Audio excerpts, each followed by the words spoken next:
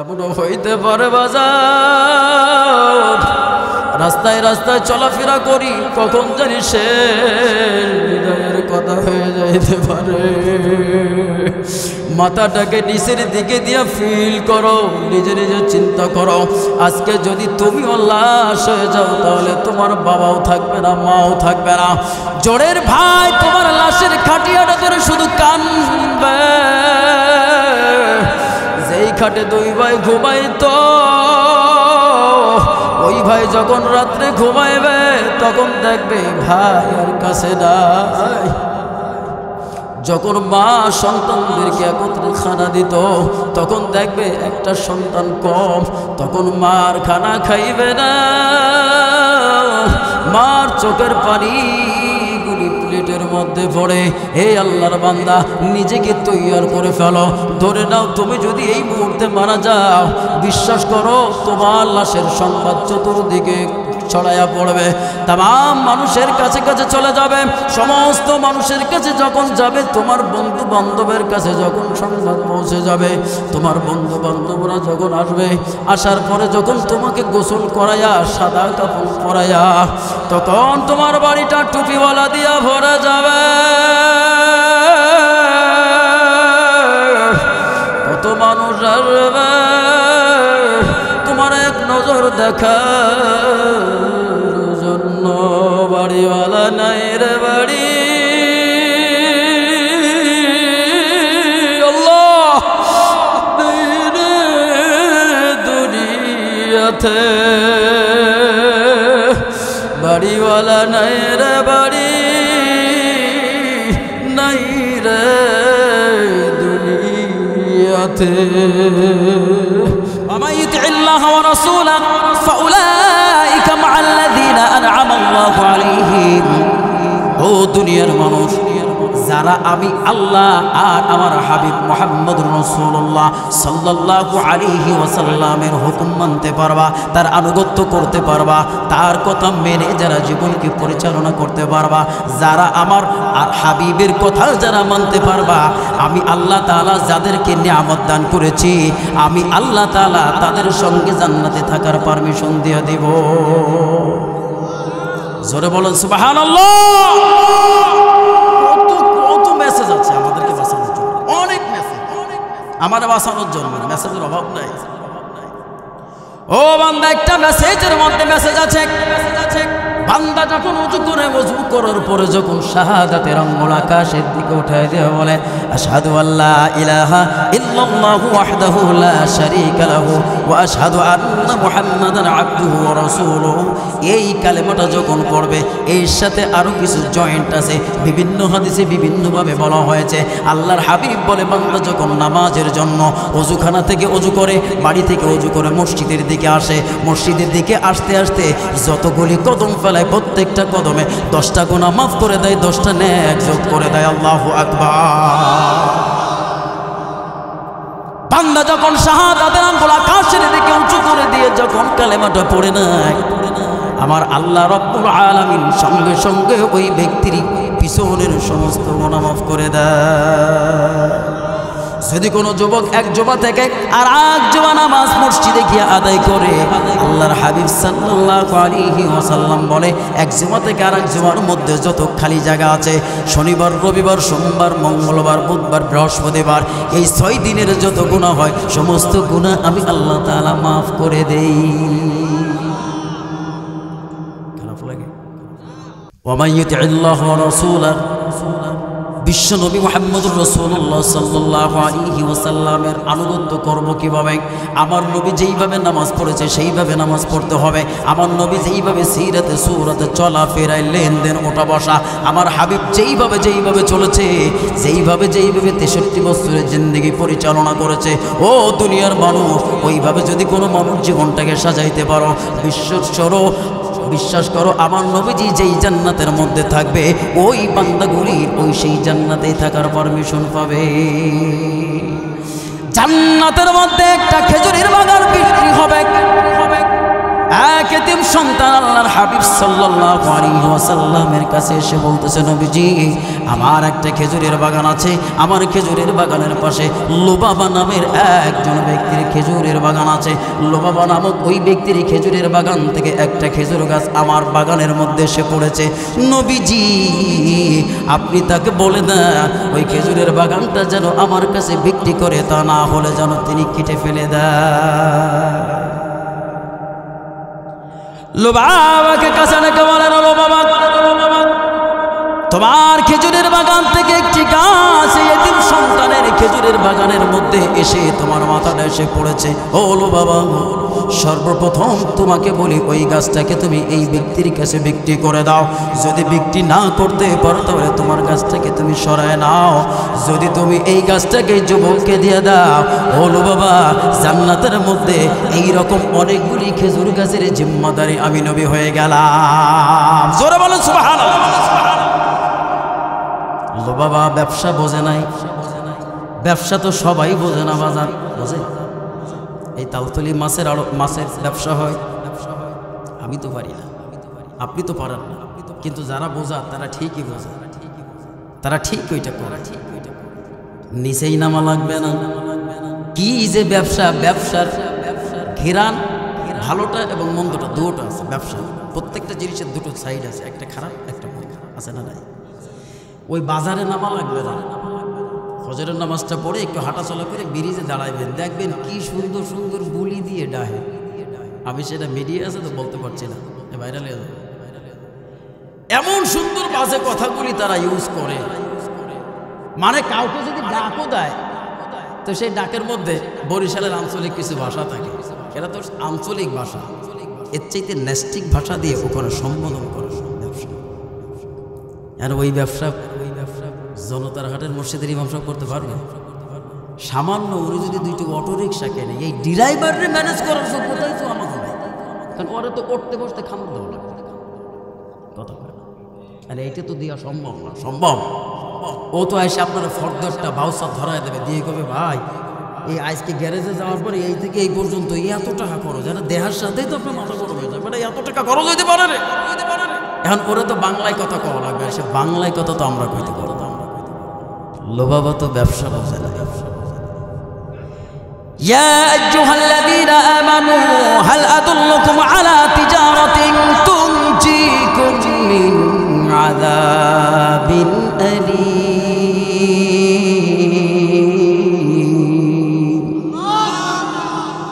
ইয়া আইয়ুহাল্লাযীনা আমানু হাল আদুল্লুকুম আলা তিজারাতিন তুনজিকুম মিন আযাবিন আলীম। হে ঈমানদারগণেরা, তোমরা কি আল্লাহর সঙ্গে ব্যবসা করতে চাও? তোমরা যদি আল্লাহর সঙ্গে ব্যবসা করো, আল্লাহ তাআলা ব্যবসার বিনিময় আল্লাহ তাআলা জাহান্নামের আগুন হারাম করে দিবে। কত ফাজায়, কত ফাজায়, সব আমাদেরকে বাঁচানোর জন্য। গোটা দেহটা গুনায় জর্জরিত হয়ে গেছে।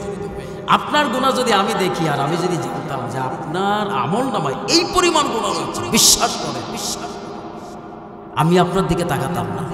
আপনি যদি আমার গুনাহ সম্পর্কে জানতেন যে এই গুনাহ, আপনি আমার বয়ান শুনতেন, শুনতেন। সকলের গুনাহকে গোপন করে ঢেকে রেখেছে কে?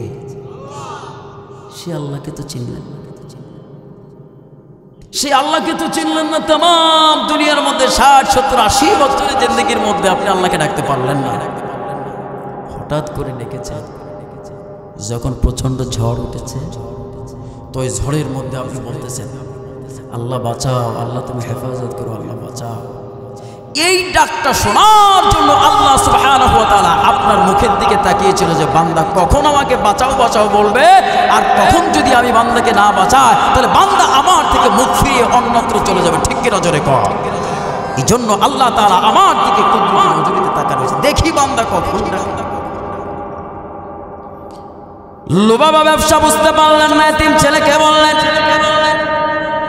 আমি তোমার কাছে আমার খেজুর গাছ বিক্রি তো করবই না, আমি আমার খেজুর গাছ এখান থেকে সরাবো না। আল্লাহর নবী সাল্লাল্লাহু আলাইহি ওয়াসাল্লাম বললেন, ও এতিম সন্তান, ও লুবাবা, জান্নাতের মধ্যে খেজুর বাগানের ফাজালটা আমি তোমার জন্য জিম্মাদারি হয়ে গেলাম। জান্নাতের মধ্যে যে খেজুর গাছ থাকবে ওই খেজুর গাছটা তোমার ভালো লাগলো না? লো বাবা, এর চাইতে ভালো আর কি কথা বলতে পারি? ওই মজলিসের মধ্যে ব্যবসা যিনি বোঝেন এইরকম একজন সাহাবী হাত উঁচু করে দিব। সেই সাহাবীর নাম হচ্ছে হযরত সাবেত রাদিয়াল্লাহু তাআলা আনহু। সাবেত বুঝছে, সাবেত উঠে দাঁড়ায় বলে, ইয়া রাসূলুল্লাহ, আপনি লোবাবাকে যেই কথা বললেন, লোবাবার ক্ষেত্রে যেই কথাটা আপনি বললেন, ইয়া নবী আল্লাহ, আমি যদি এই খেজুর গাছটা ক্রয় করে যদি আমি এই এতিম ছেলেকে কিনে দেই, তাহলে আমি কি জান্নাতের মধ্যে একটা খেজুর গাছের মালিক হব? সুবহানাল্লাহ বলেন না?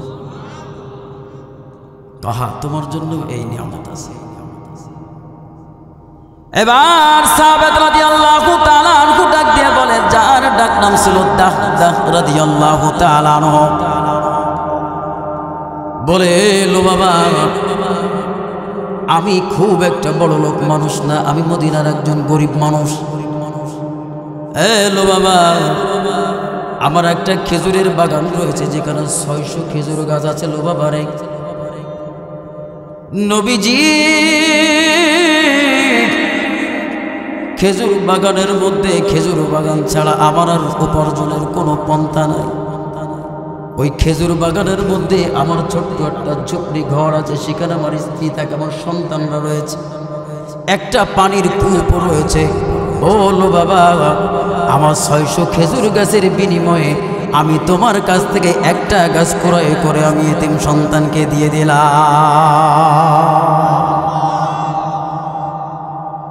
অদল বদল হয়ে গেল, খেজুর গাছটা এতিম সন্তান পেয়ে গেল।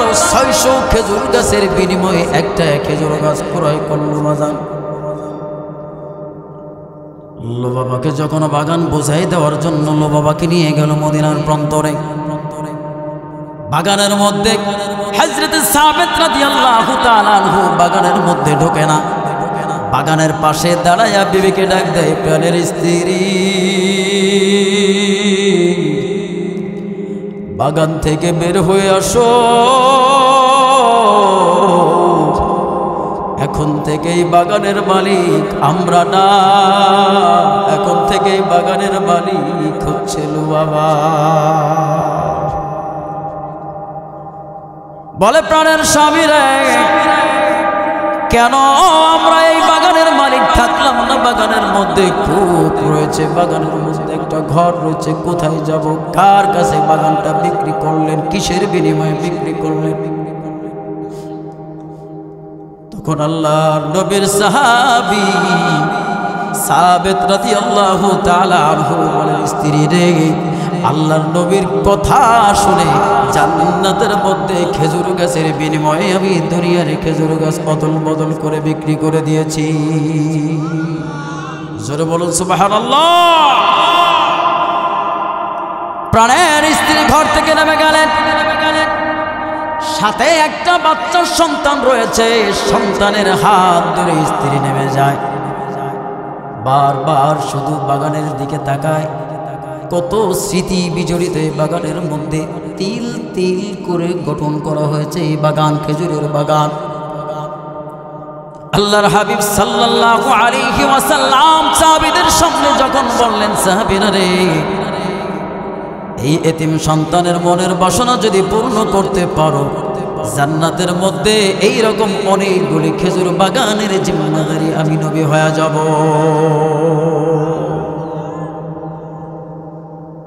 ومن يطع الله ورسوله فأولئك مع الذين أنعم الله عليهم।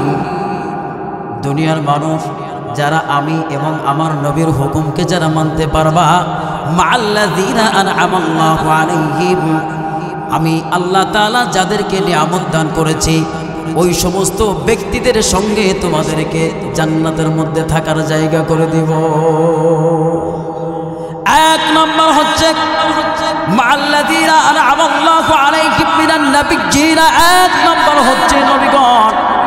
এই দুনিয়ার মধ্যে যারা সত্যের মেসেঞ্জার ছিল, এই দুনিয়ার মধ্যে যারা কোরআনের কথা বলেছে, এই দুনিয়ার মধ্যে যারা হাদিসের কথা বলেছে, এই দুনিয়ার মধ্যে যারা সত্য কথা বলেছে, এই দুনিয়ার মধ্যে যারা আল্লাহর একত্ববাদের কথা বলেছে, আর একত্ববাদের কথা বলতে গিয়ে হযরতে জাকারিয়া আলাইহিস সালাতু ওয়াস সালাম করাত দিয়ে তার শরীরটাকে দ্বিখণ্ডিত হয়ে গেছে, শব্দ পর্যন্ত করে নাই।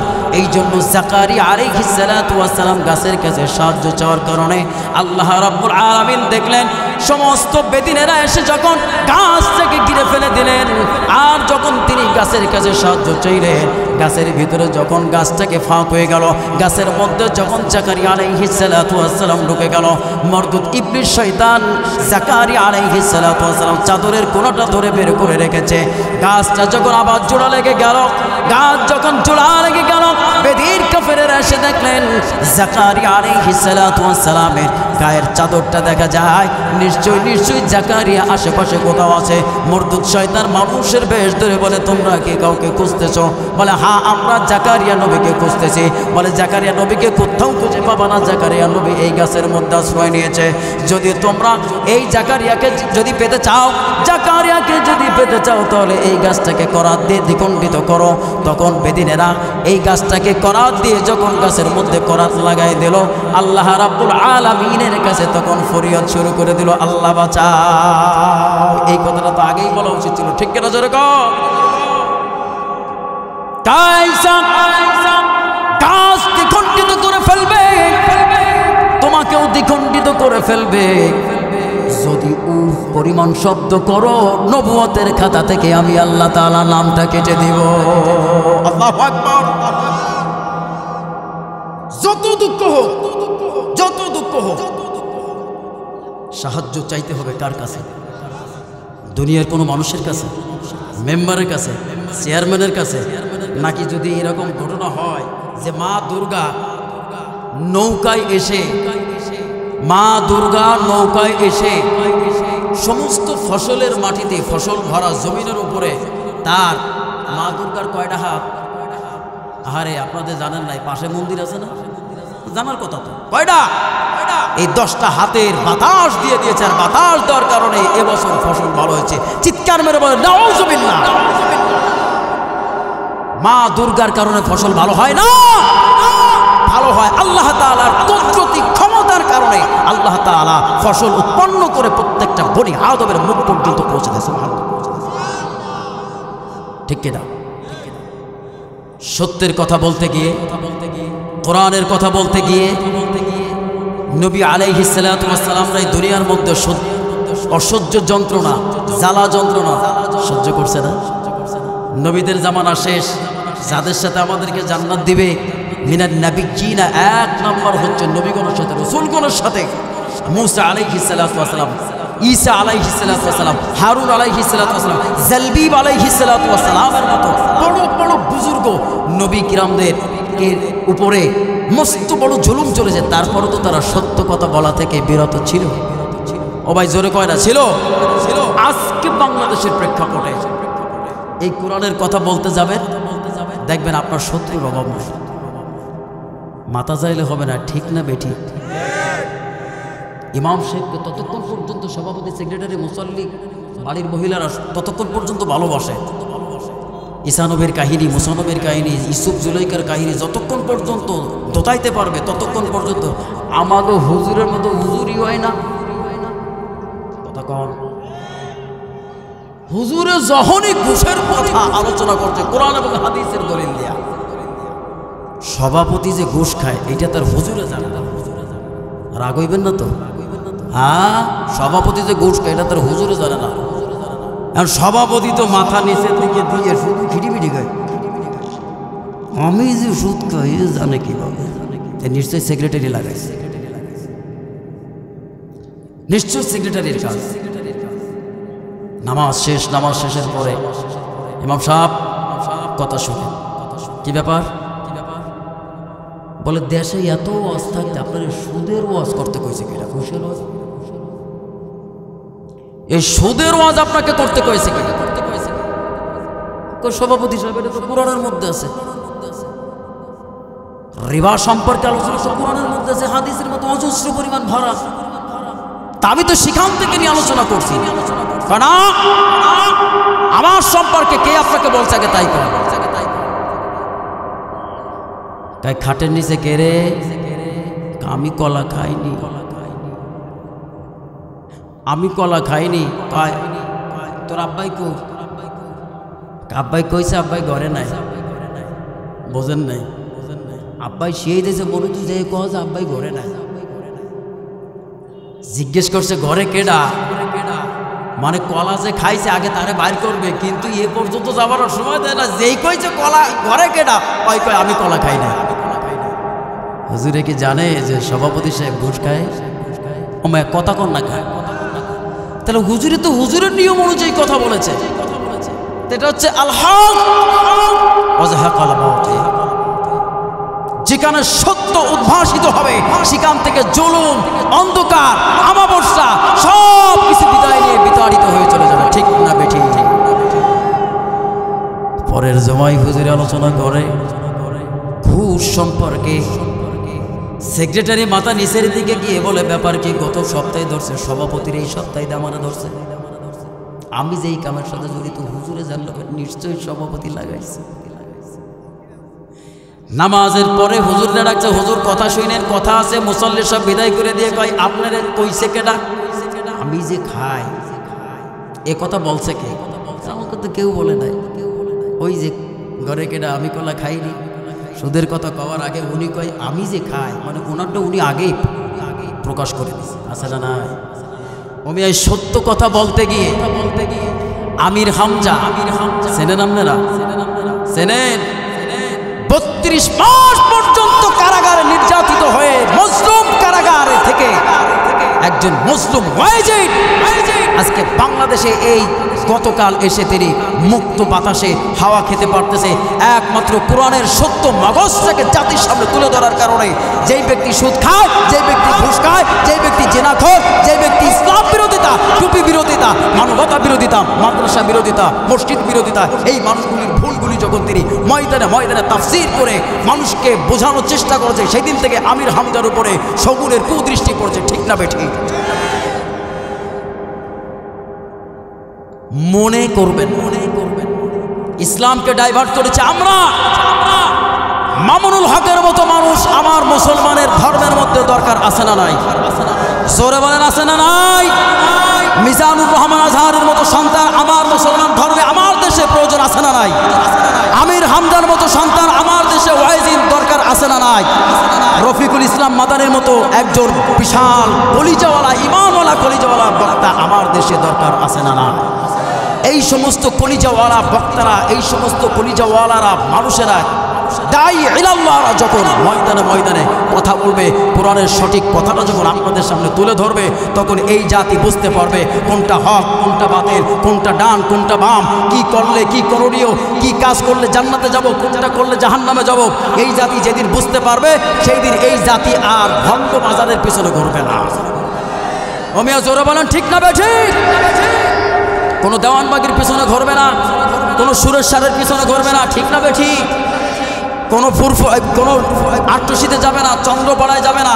এরা তখন খুঁজে বের করবে বাজারে যখন কোনো নতুন প্রোডাক্ট আসে, তখন সেই প্রোডাক্টের ভেজাল অতি দ্রুত চলে আসে। জোরে কর। আমার দেশের মিজানুর রহমান কে বা কাহারা কাদের প্রয়োজনায় তিনি বাংলাদেশ ত্যাগ করেছে এটা বড় বিষয় না, কিন্তু যারাই তাকে এখান থেকে বের করে মালয়েশিয়ায় পাঠিয়ে দিয়েছো, বিভিন্ন কুচক্রি মহল, তুমি এটা খুব একটা ভালো কাজ করোনি, এটা আমার ইসলামের 12টা বাজায় দিয়েছে। ওমিয়া জোরে বলেন ঠিক না বেটি? ঠিক কর। হ্যাঁ মনে হচ্ছে মান্তাবাদ বলেন ঠিক?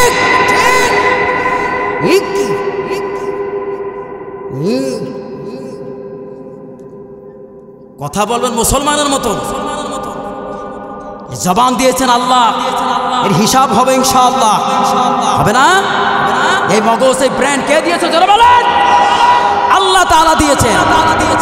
এই মগজ গালায়া গালায়া ইসলামের ফাইন মারার জন্য ব্যস্ত থাকে। আর বলছেন যে কিয়ামতের ময়দানে যাইয়ে মিজানে দাঁড়ানোর সাথে সাথে আপনার নেকের পাল্লা বাড়িয়ে যে ফুরুত করে জান্নাতে চলে যায়। এত সোজা এত সোজা জান্নাত যে জান্নাতের মধ্যে ফুটুত করে দৌড় দিবেন, এত সোজা না। ফুটুত করে যদি দৌড় দিতেই পারতেন তাহলে আল্লাহর হাবিব সাল্লাল্লাহু আলাইহি ওয়াসাল্লাম মক্কার জিন্দেগি তো নির্যাতিত হয়েছে, মদিনার মধ্যে নির্যাতিত হয়েছে। মক্কার মানুষ বুঝতে পারে না, আমার হাবিবকে চিনতে পারে না, মদিনার মানুষ চিনতে পেরে তারা সাদরে গ্রহণ করে নিয়েছেন। এর নাম রাহমাতুল্লিল আলামিন। ঠিক না ঠিক জোরে কর। কোনটা ভালো কোনটা মন্দ এটা যখন তমিজ করতে পারবেন না ততক্ষণ পর্যন্ত আপনি ভালো মুমিন হতে পারবেন। দেওয়ানবাগে যাওয়ার জন্য আপনার সাথে যে কয় ভাড়া আমার, টাকা আমি দেব, বসবেন ভেজাল আছে। আমার এত ভালো পাই কে? আমার 2টে সন্তান 3 দিন পর্যন্ত না খেয়েছে। ঘটনা কি? একদিনে তো আইসা আমার 2 কেজি চাউল দিয়ে যায় না। কথা বলেন। আমারে দেওয়ানবাগি যাওয়ার জন্য এত পিরিত কেন? তা ভাড়া যা আমার, খাবার খরচ আমার, প্রয়োজনে মার্কেট করার খরচও আমার, তুই চল। আল্লাহর বান্দা ওই ফাঁদে পড়ে যখন সেখানে যায়, যাওয়ার পরে প্রথম বিসমিল্লাহির রহমানির রহিম। আমি সেখানে গিয়েছি, আমি গেছি, আমরা 3 বন্ধু ফুটতে সেখানে গিয়েছিলাম দেখার জন্য।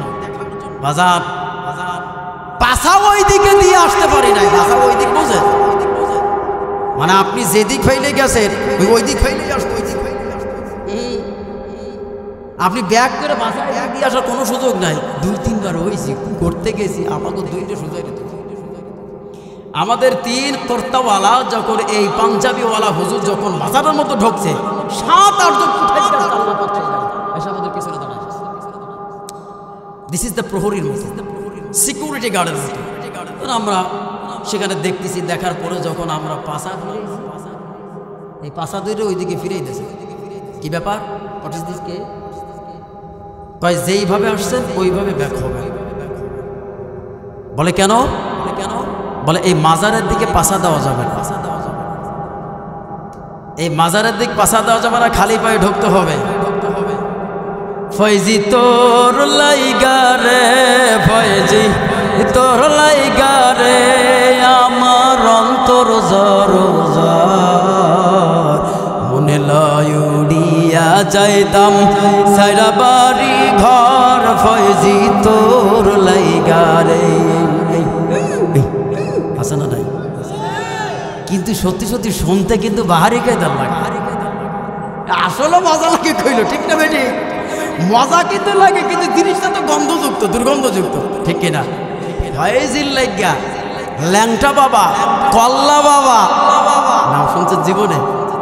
কল্লা বাবা, ল্যাংটা বাবা, গেদা শাহ রহমতুল্লাহ। যেই জিনিস যত দামি সেই জিনিসের ভেজাল মার্কেটে তত বেশি। ইমান যত দামি, আর ইমানটাকে চুরি করার জন্য চোরের অভাব নাই। জোরে বলে ঠিক না বেঠি? কোনো ভ্রান্ত আকিদার মধ্যে যাব না, কোনো মাজারের মধ্যে পূজা করবো না, কোনো মাজারে গিয়ে কারোর মাজারে যেই জিয়ারত করবো না। জিয়ারত যদি করতে হয় খাজা মাইনুদ্দিন চিশতি রহমতুল্লাহি আলাইহির দরবারে যান, তারপরে উজানির কারি ইব্রাহিম সাহেব রহমতুল্লাহি আলাইহির দরবারে চলে যান, তারপরে পাঙ্গাসে পীর সাহেব হুজুর রহমতুল্লাহি আলাইহির দরবারে চলে যান, চরমনার আল্লাহর জমিনে আল্লাহর ওলিরা ঘুমায় রয়েছে সেখানে যান। আপনাকে কেউ ডিস্টার্ব করবে না। মনে যত চায় ততক্ষণ পর্যন্ত আপনি সেখানে দাঁড়ায় দাঁড়ায় 2 চোখের পানি ছেড়ে আল্লাহর ওলিদের জন্য দোয়া করবেন। আর যেই দোয়া আপনি করবেন ব্যাক ওই ধরনের একটা দোয়া আল্লাহ পাক রব্বুল আলামিন তাদের কাছ থেকে একটা ফয়েজ, একটা নূর আল্লাহ তাআলা আপনার উপরে বর্ষিত করবেন। এই ওলি আল্লাহর বাংলাদেশ, এই শহীদ গাজীর বাংলাদেশ, রহম করুন আল্লাহ, রহম করুন আল্লাহ। পারবেন? পারবেন? এত পারবেন না। কাঁচা বাদাম কইলে তো এর ম্যাক্সিমাম কাঁচা বাদামের পাগল আছে। কালা পাহি, দলা পাহি, সাদা পাহি, কালা পাহি, শোনেন নাই মনে হয়? এখন কেউ কইবে না, কারণ কইলে তো সব ধরা পড়ে যায় না। সাদা সাদা, কালা কালা, শোনেন নাই?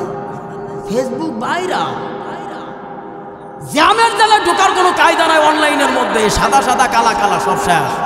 রানু মণ্ডলের কি জানো ছিল? ভারতের রানু মণ্ডল, কাঁচা বাদাম, রানু মণ্ডল। আরে না, আগের বার শোন, ওটা শেষ।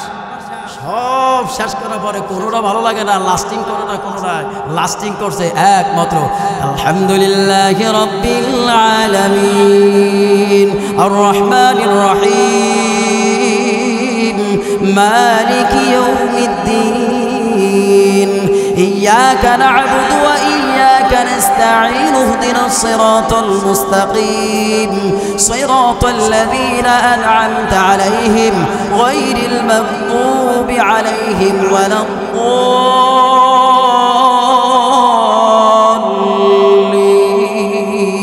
الله أكبر সকালে সন্ধ্যায় জোহরে আসরে মাগরিবে চাষতে অবিনে ইশরাক নামাজ পর্যন্ত সব নামাজের প্রথম শুরুটা সূচনা হয় আলহামদুলিল্লাহি রাব্বিল আলামিন। যতবার পড়েছি ততবার পর্যন্ত এই মন আর কোনোদিন বলে নাই আলহামদুলিল্লাহ আজকে হবে না, আজকে নাচ দিয়ে শুরু করতে হবে, নাচ ভালো লাগে না, সূরা বাকারা দিয়ে শুরু করতে হবে, সূরা বাকারা ভালো লাগে না, সূরা আল ইমরান দিয়ে শুরু করতে হবে, আল ইমরান ভালো লাগে না, সূরা ইয়াসিন দিয়ে শুরু করতে হবে, সূরা ইয়াসিন ভালো লাগে না, সূরা আর রহমান দিয়ে শুরু করতে হবে। এই হৃদয় বলে নাই যতবার বলেছি আলহামদুলিল্লাহি রাব্বিল আলামিন ততবার এই জিহ্বার মধ্যে স্বাদ আলাদা ধরনের আল্লাহ পাক রব্বুল আলামিন ঢেলে দিয়েছে সুবহানাল্লাহ। ঠিক কিনা? কোনো সাদা সাদা কালা কালায় কাজ হবে না, কোনো কাঁচা বাদাম পাকা বাদামে কাজ হবে না। আমাকে যদি কাজে আসতেই হয় তাহলে আল্লাহ পাক রব্বুল আলামিন যে পথ বাতায় দিয়েছে, আমার নবী যে পথ বাতায় দিয়েছে, গায়রিল মাগদুবি আলাইহিম ওয়ালাদ-দাল্লিন, আল্লাহ তুমি যাদেরকে তুমি নিয়ামত দান করেছো, আল্লাহ তুমি যাদেরকে ফয়েজ দান করেছো, আল্লাহ তুমি যাদেরকে নিয়ামত দান করেছো, আল্লাহ তোমার ওলির মাকাম যাদেরকে দান করেছো, আল্লাহ তুমি তাদের মতো আমাদেরকে একটা জীবন দান করো। জোরে বলেন আমিন। এই ওলি বলা লাগবে, কিন্তু যে না বলবে আমি কিন্তু তাকে নাম ধরে ডাক দেবো, ভয় নাই, নাম তার কারণ জানি না। এই ওলি আল্লাহর বাংলাদেশ, এই শহীদ গাজীর বাংলাদেশ, রহম করুন আল্লাহ, কবুল করুন আল্লাহ, রহম করুন সবাই সবাই। এই ওলি আল্লাহর বাংলাদেশ, এই শহীদ রহম করুন আল্লাহ, কবুল রহম করুন আল্লাহ, কবুল করো আল্লাহ। এই শাহজালালের বাংলাদেশ, শাহ মাখদুমের বাংলাদেশ, ঠিক না? প্রান্তে প্রান্তে বাজারে বাজারে আশেপাশে গলিতে গলিতে বাংলাদেশে আল্লাহর ওলিদের অভাব না। জোরে বলেন ঠিক কিনা? নাহনু আউলিয়াউকুম ফিল হায়াতিদ দুনিয়া, আল্লাহর ওলিরা কখনো মরে না, আল্লাহর ওলিরা জীবন্ত কবরের মধ্যে। সুবহানাল্লাহ বলে, এটা আল্লাহর কথা, এটা আমার কথা।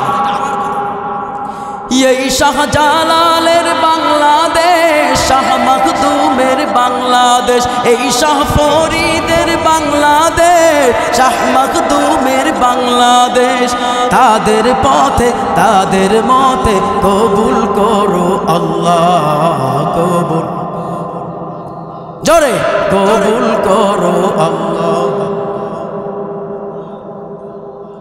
এই ওলি আল্লাহর বাংলাদেশ, এই শহীদ গাজীর বাংলাদেশ, রহম করুন মাওলা। মাওলা পথের পথিক আমরা যারা, আমরা তাদের বংশধর, তাদের পথে তাদের মতে কবুল করুন আল্লাহ, রহম করুন আল্লাহ। এই ওলি আল্লাহর বাংলাদেশ, রহম করুন আল্লাহ, কবুল করুন আল্লাহ। এই পীর ইসাকের বাংলাদেশ, ফজলুল করিমের বাংলাদেশ, ঠিক কিনা? যান পাঙ্গাসে যান, উজানিতে যান, এই সোজা বরাবর সুবিদখালী নদীর পাড়ে মির্জাগঞ্জে যান, শরীরটা শীতল হয়ে যাবে। কথা কর, শরীরটা শীতল হয়ে যায়। কি মাকাম তারা অর্জন করে গেছে, কি মাকাম তারা অর্জন করে গেছে। বাড়ির কাছের মানুষ আপনারা চিনতে পারেন নাই। আমি বরিশালে 2005-6 আসছি, মরুম পিসা হুজুর ফজলুল করিম রহমতুল্লাহি আলাইহি বয়ান যেখানে হইতো আমি সেখানে যাইতাম। যে কি করতাম জানেন? বয়ান শেষে হুজুরের হাতে কখনো এরকম চাপ দিতে পারি নাই, কোনোদিন পারি নাই। অনেকবার গেছি তার মাহফিলে, অনেকবার চাপ দেওয়ার আগেই মুজাহিদরা সরাই দিত। কিন্তু যাওয়ার আগে এই মাথাটা টুপিটা এরকম আলগা করতে, এই ফু দিত। এইভাবে অনেকবার অসংখ্যবার এই মস্তকের মধ্যে ফু নিয়েছে। আল্লাহি, আল্লাহর কসম, আমি বোরহানুদ্দিনের কোনো যোগ্যতা নাই, মঞ্চে কোনো এলেম না, একমাত্র আমি যেটা মনে করি বড়দের সোহবাত, বড়দের নেক নজর আমাদের উপরে রয়েছে বিদায় ছোটরা কথা বলার যোগ্যতা অর্জন করেছে। ঠিক না বেটি? কোনো অহংকার নাই, কোনো অহংকার নাই। প্রিয় ভাইরা আমার, মিনান নবিয়্যিন ওয়াস সিদ্দিকিন, যারাই সত্যের কথা বলবে তারাই নবী। কথা বলেন ঠিক কিনা? মিনান নবিয়্যিন ওয়াস সিদ্দিকিন, যারাই সত্য কথা বলবে তারাই সাদিকিন। যারা আপনাকে পার্থক্য করে দিবে এইটা হক এইটা বাতিল, তারাই সত্যবাদী। আর যারাই সত্যবাদী, মান আহাব্বা সুন্নতি ফাকাদ আহাব্বানি ওয়া মান আহাব্বানি কানা মাই ফিল জান্নাহ। সুবহানাল্লাহ। এত রাত্র পর্যন্ত এখানে বসে নিশিরের টপ টপ টপ টপ ফোঁটাগুলি পানি মাথা মস্তকের উপরে পড়ে, তারপরে এক শ্রেণীর ভাইরা মজলিস থেকে চলে যায় না। তার কারণ আলোচনা শুনতে শুনতে, নামাজ পড়তে পড়তে, না পড়তে পড়তে, পান খেতে খেতে কাঁচা দাড়িগুলি পাকাই ফেলেছে। কথা বলে জনতার ভাইরা, আলোচনা বেশি আর দীর্ঘ করব না, এক্ষুনি ছেড়ে দেব। আল্লাহ সুবহানাহু ওয়া তাআলা যদি চাই বুরহানুদ্দিন এখান থেকে বাড়িতে ফেরা হবে না। বিশ্বাস করো আমি বাড়িতে যেতে পারবো না। একই স্টেজে প্রোগ্রাম করলাম, কণ্ঠশিল্পী আবু জাফর সাহেব আজ থেকে 5-6 বছর আগে দুনিয়া থেকে চলে গেল। মাদারীপুরে প্রোগ্রাম ছিল, হুজুরে গাড়িতে করে যখন বাড়ির দিকে যশোরের উদ্দেশ্যে চলে গেল, যশোর শহরের মধ্যে ঢোকার সঙ্গে সঙ্গে কোথা থেকে মালাকুল মউত আজরাইল আলাইহিস সালাতু ওয়াস সালাম আসে, গাড়িটাকে অ্যাক্সিডেন্ট করে আবু জাফর যশোরী দুনিয়ার মধ্যে না। খবর চলে গেল বাড়ির মধ্যে, বাবার কাছে খবর চলে যায়। আর কে যেন বলে, আপনি কে? বলে আমি আবু জাফরের বাবা। বলে তুমি কে? বলে এই ফোনটা তো আমার সন্তান আবু জাফরি। বলে চাচা যান, চোখে পানি আনবেন না, মন খারাপ করবেন না, আমি যশোর সদর থেকে বলছি, আপনার আবু জাফর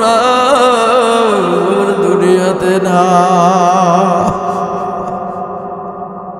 হে জনতার ভাইরা, কোনো বাবা যদি এমন খবর তার সন্তানের ব্যাপারে শুনে, কোনো বাবা ঠিক থাকতে পারে না। হাতটার মধ্যে কাপুরি লেগে গেছে, মোবাইল ফোনটা জমিনের মধ্যে পড়ে গেল। জমিনের মধ্যে পড়ে যাওয়ার সঙ্গে সঙ্গে আবু জাফরের 2টে সন্তান দুনিয়ার মধ্যে রেখে দুনিয়া ছেড়ে চলে গেল। 2জন সন্তান দৌড়ে আসছে, দাদু ভাই কান্দেন গেল। তখন দাদুদেরকে জড়ায় ধরেছে আবু জাফরের বাবা, আর বলে দাদু ভাই কপালে বুঝি আগুন লাগছে। মাহফিল করে আসার পরে তোমাদের জন্য আঙ্গুর নিয়ে আসতো, কমলা নিয়ে আসতো, বেদানা নিয়ে আসতো, তোমাদের জন্য আনবে না। আবু জাফরের আম্মা কিছু বুঝতে পারে নাই, কাছে আসছে, কি ব্যাপার তোমরা কি নিয়ে আলোচনা করছো? আবু জাফরের বাবার চোখের ভিতরে যখন দেখে পানি গড়ায় গড়ায় পড়ে, তখন মাকে বুঝতে দেয় না। মাকে বুঝতে না দিলে কি হবে? কেউ যেটা জানে না, বিদেশেতে যদি সন্তান মারা যায়, পশু পাখি না জানি তো বাগে জানে মা। ঠিক না বাছি? আবু জাফরের আম্মা তাদের সিমটম দেখে বুঝতে পারছে নিশ্চয়ই ঘটনা কিছু ঘটেছে। আস্তে আস্তে শুনতে পারে কলিজার টুকরার সন্তান দুনিয়ার মধ্যে নাই। আবু জাফরের লাশটা যখন প্যাকেট হয়ে গাড়িটা দুমড়ে মুচড়ে একেবারে ভেঙে গেল, আবু জাফরের লাশটা যখন বাড়ির দিকে অ্যাম্বুলেন্সে করে আসে, এ জনতার হাটের ভাইয়েরা, কি মনে করেছো? মনে করছো 80 বছর বাঁচবা, 90 বছর বাঁচবা? না রে ভাই, না রে বাবা। আস্তে আস্তে দেখো সাদা কালা দাড়িগুলি কে যেন পাকায় দিল। আমার দাড়ির মধ্যে আস্তে আস্তে রং লাগতেছে, কলির এইখান থেকে চুলগুলি আস্তে আস্তে পেকে গেল। যখন আয়নার সামনে গিয়ে দাঁড়ায়,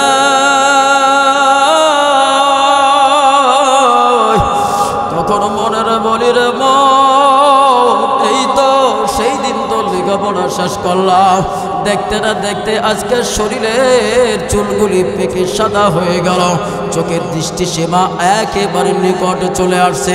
আবু জাফর যশোরীর আম্মা যখন শুনতে পারলেন, জানতে পারলেন, লাশের অ্যাম্বুলেন্সটা যখন বাড়ির দিকে আগায়, জনতার ভাইরা, আবু জাফরের আম্মা গলা কাটা মুরগির মতো ছটপট করতে করতে আসছে, ফ্রিজিং গাড়ির নিকটে আসছে। ফ্রিজিং করা গাড়ির নিকটে এসা ফাঁক দিয়ে দেখা যায় আবু জাফরের চেহারা। যখন চেহারাটা দেখছে পাগল,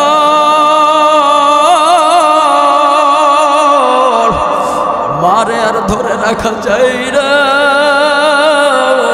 গলা কাটা মুরগি মতো ছটপট করে। জানো, বাংলাদেশে যেখানেই মাহফিলে যায়, মার কাছ থেকে না বলে আমি যাই না, বাবার কাছ থেকে না বলে যাই না। এমনও হইতে পারে বাজার, রাস্তায় রাস্তায় চলাফেরা করি, কখন জানি সে হৃদয়ের কথা হয়ে যাইতে পারে। মাথাটাকে নিচের দিকে দিয়ে ফিল করো, নিজে নিজে চিন্তা করো, আজকে যদি তুমিও লাশ হয়ে যাও তাহলে তোমার বাবাও থাকবে না, মাও থাকবে না।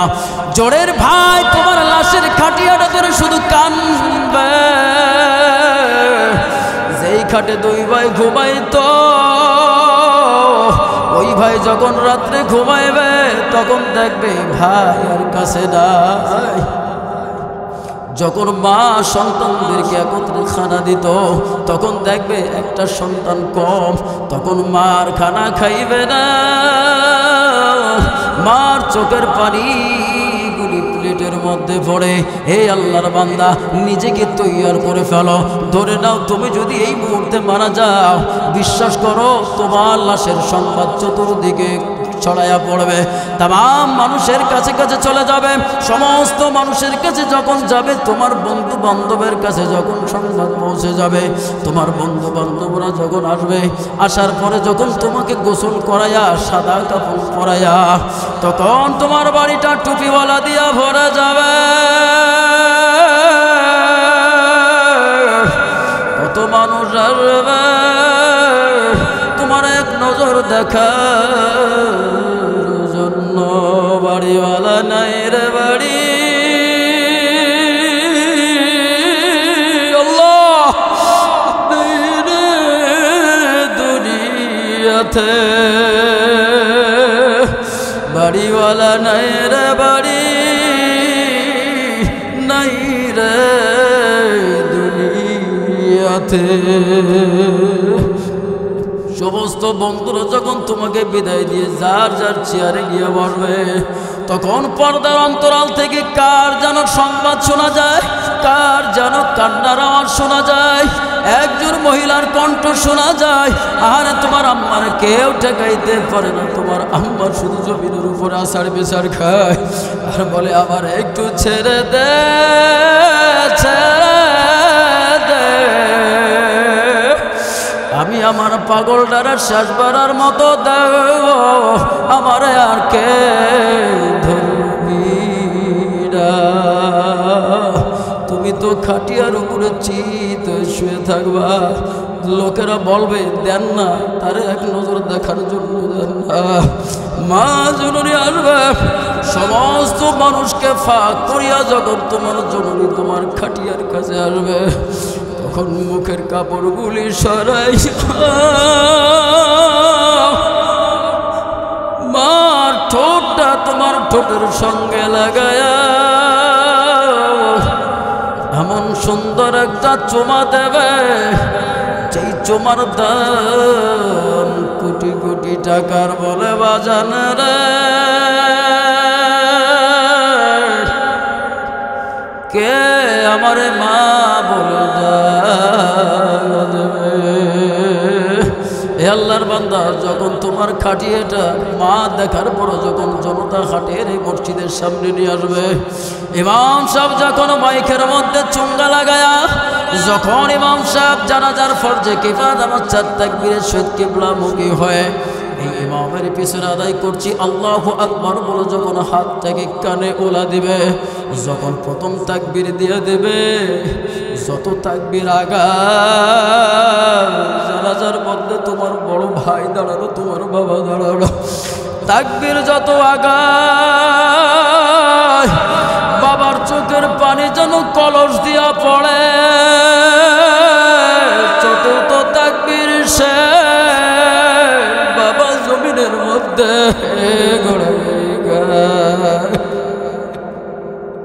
কেউ তাকে ধরে রাখতে পারে না। যখন খাটি হেঁটে ধরে যখন গোরস্থানের দিকে আগায়, এ যুবক তোর চোখের পানি কি হালকা হয় না? তোর কলিজাটা কি পাথরের চাইতেও শক্ত? চোখের পানি ছেড়ে দে। আর আমার আল্লাহ কয়, যদি কোনো বান্দা গুনার কারণে যদি চোখের পানি ছেড়ে দিতে পারো, নাকের ডগা অতিক্রম করার আগে আমি আল্লাহ তাআলা তার পিছনের গুনাহ মাফ করে দেব। এ যুবক চোখের পানি ছেড়ে দে, এটা তোর জীবনের শেষ কান্নাও হতে পারে। যখন গোরস্থানের মধ্যে নিয়ে যায়, গোরস্থানের মধ্যে নিয়ে গিয়ে যখন তার দাফনের কার্যক্রম শেষ করে, দাফনের কার্যক্রম শেষ করার পর যখন সবাই যার যার বাড়িতে চলে যায়, তখন দেখা যায় গোরস্থানের পাশ থেকে কিছু লোক যায় না। তখন লক্ষ্য করে দেখা যায় জন্মদাতা পিতা গোরস্থানের ওয়াল ধরে দাঁড়ায় রয়েছে। বড় ভাইটা ওয়াল ধরে দাঁড়ায় রয়েছে আর বলে, ভাইও ভাই কত মারামারি করছি, এক কান মাছ নিয়ে কত কাড়াকাড়ি করছি। দুই ভাই রে, একজন রে মাথা দেছে আর একজন রে মাছ দেছে, মাথা নিয়ে কাড়াকাড়ি করছি। যখন প্লেটটা খানার প্লেটটার সামনে আসবে, তোরে তুই আমি কেমনে খাবো আল্লাহ? এ যুবক ভাই, আমার বৃদ্ধ বাবারা, এমন সিচুয়েশন যদি তোমার আমার হয়ে যায়, তাহলে আজকের রজনীটা তোমার আমার শেষ রজনীও হয়ে যাইতে পারে। আল্লাহ তুমি আমাদের সবাইকে মাফ করে দাও। এই মজলিসের মধ্যে অনেকেরই বাবা দুনিয়াতে নাই, মাও দুনিয়াতে নাই। যখন অভিযান লঞ্চ যখন আগুন লাগিয়ে গেল, মানুষগুলি পুড়িয়া ছারখার হয়ে গেল। ঝালকাঠির মধ্যে যখন আগুন লাগিয়ে গেল, মানুষগুলি লঞ্চ থেকে যখন বললাম আমি বাড়িতে আসতেছি, মা বলল সন্তানকে, বাবা আমারে নিতে আসিও। সন্তান মোটরসাইকেল নিয়ে দাঁড়ায় রয়েছে, মার দেখা তো আর মেলে না। এ মা পাগল সন্তান, একটু ফিল করো, একটু ফিকির করো, চিন্তা করে দেখো। আজকে বাড়িতে আসার সঙ্গে সঙ্গে ভাবিরা, ভাইরা, পাড়া প্রতিবেশী যত লোক আছে, সমস্ত লোক তোমার হাতের দিকে তাকাই থাকে, তোমার ব্যাগের দিকে তাকাই থাকে, কি নিয়ে আসছো। কিন্তু তোমার মা যখন বাঁচিয়া ছিল পাগল, মা শুধু তোমার চেহারার দিকে তাকাই থাকতো আর বলতো, বাজার কত সকালে তুই ঘর থেকে বাইর হইছিস, তোর মুখটা কেমন যেন শুকনা শুকনা লাগে। এ বাজান তাড়াতাড়ি ব্যাগ তো, জামা কাপড় তো, হাত মুখ ধুয়াই আমি তোর খাবারের ব্যবস্থা করছি। আজকে ঘরের দিকে তাকাই দেখো, খাটের দিকে তাকায় দেখো, যেই খাটে তোমার মা ঘুমাইতো ওই খাট আর দেখা যায় না। ওই গিলাসের দিকে তাকাই থাকো, যে গিলাসটা নিয়ে তোমার মা পানি খাইতো, ওই গিলাসের মুখে তোমার মার মুখ আর দেখা যায় না। যেই মা তুমি বাড়ি আসার জন্য পথ চেয়ে থাকতো, কত মার সাথে অভিমান করে কতদিন কথা বলো নাই। মোবাইল ফোনে যখন কেউ রিং দিত, তখন তোমার মা পাগলিনী হয়ে মনে কর তোমার পাগলে বুঝি ফোন দিছে। আজকে তোমার মা নাই, তোমার এগুলির জন্য আর কেউ অপেক্ষা করে না। আল্লাহ যাদের মা নাই, তুমি মার কবরটাকে জান্নাতের উচ্চ মাকাম বানায় দাও, জোরে বলেন আমিন। আল্লাহ যাদের এই মজলিসের মধ্যে বাবা নাই, বাবার কবরটাকে আল্লাহ জান্নাতের উচ্চ মাকাম বানায় দাও, জোরে বলেন আমিন। আল্লাহ এই মজলিসের মধ্যে এমন পাগল রয়েছে, মাকেও ভালোবাসে, বাবাকেও ভালোবাসে। আল্লাহ এমন পাগল রয়েছে, বাবাও নাই, মাও নাই, মা শেষ করে বাড়িতে যাবা, যাদের মা দুনিয়ার মধ্যে বেঁচে আছে ঘরের জানালাটা খুলিয়া বাইরে তাকায় আর মনে মনে কয় পাগলটা এত দেরি করে কেন, রাত বেজে গেছে 12টা, সবাই ঘুমায়া পড়ছে, তোমার মা জানালা খুলে মুরগির মতো তাকায় রয়েছে। আর যখন তোমার গলার খাকারানি শোনে, যখন তুমি তোমার গলায় খাকারি দাও, তখন তোমার মায়ে বলে বাবারে এত লেট হয়েছে কেন, তুই কোথায় ছিলি? তখন তুমি বলো মা গো ঘরের সবাই তো ঘুমাইছে, তুমি কেন ঘুমাও না? মা বলে বাবা তুই বাড়িতে না আসলে আমার চোখে ঘুম আসে না। এই মা যারা হারাইছো, আমি 10 জন না আমি 20 জন পাগলরে দেখতে যাই, হাত উঁচু করেন আল্লাহু আকবার। যাদের মা দুনিয়ার মধ্যে নাই, আল্লাহ কবুল করুন, আল্লাহ কবুল করেন, হাত উঁচু করে রাখেন।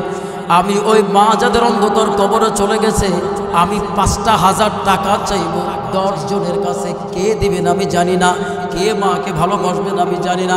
আমি 10 জন হাত দেখতে চাই, আমি 5,000 টাকা করে এই মসজিদে দান করব। এই মমিন বান্দারা নামাজিওয়ালা ব্যক্তিরা অজু করবে, অজু করে আসার পরে মসজিদে নামাজ পড়বে, যত রাকাত নামাজ পড়বে সম পরিমাণ নেক মার কবরে চলে যাবে।